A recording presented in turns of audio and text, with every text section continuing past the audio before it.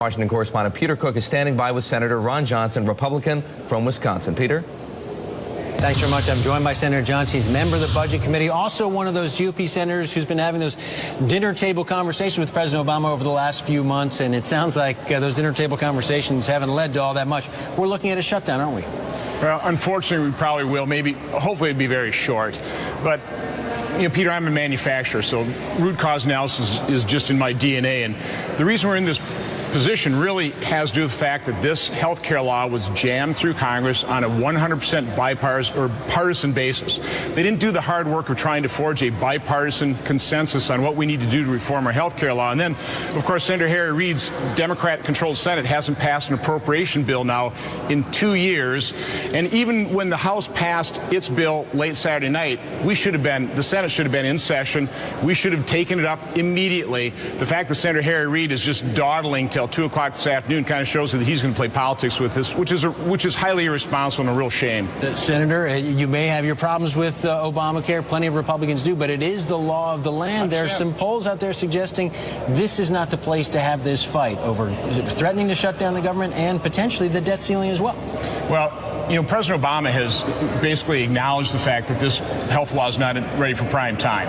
You know, that the implementation really is a train wreck. So from my standpoint, and the House has had enough senators telling them what to do, what I would like to see in this next go-around would be a continuing resolution at budget control level caps. Let's face it, President Obama signed those limitations into law. 45 Democrat senators voted for it. I would also like to see a rejection of that ruling that gives Congress and their staff special treatment under the law. I mean, that is just wrong, and I'd like to see that attached to a continuing resolution. I think that would help it pass. And I think the House is absolutely right. We should repeal that medical device tax. That is shut down investment in medical devices, is driving jobs overseas, limiting medical innovation. So I'd like a slimmed-down continuing resolution, something that I think Harry Reid has to say yes to. Does John Boehner have to consider a clean continuing resolution if we're going to avoid a government shutdown by the end of today? What I just proposed, I think, would be pretty clean. And, you know, this is going to be a process that's going to have to play out.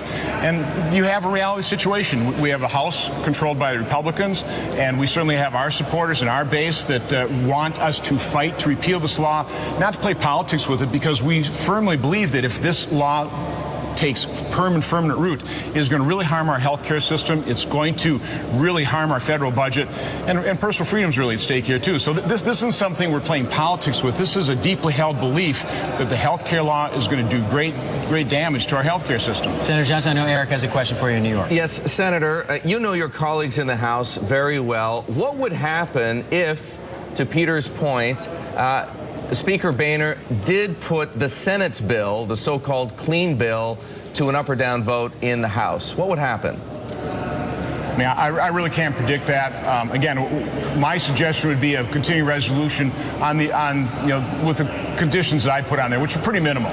Yeah, let's face it, Congress should not get special treatment under the law. I think that'd be very difficult for the House not to include that. I think it'd be very difficult for Democrat senators to vote actually for special treatment, which would be if they rejected that provision. So, you know, there are some things that we can do that does satisfy our supporters, hopefully would satisfy the Democrats, Senator, who can actually get this thing done. Clearly, that's what everybody in principle would like to do. But isn't there a path to a bipartisan solution here in that kind of a vote? Again, take that Senate bill, give Democrats and Republicans in the House the opportunity. Is there no way that could be a space-saving measure in your opinion?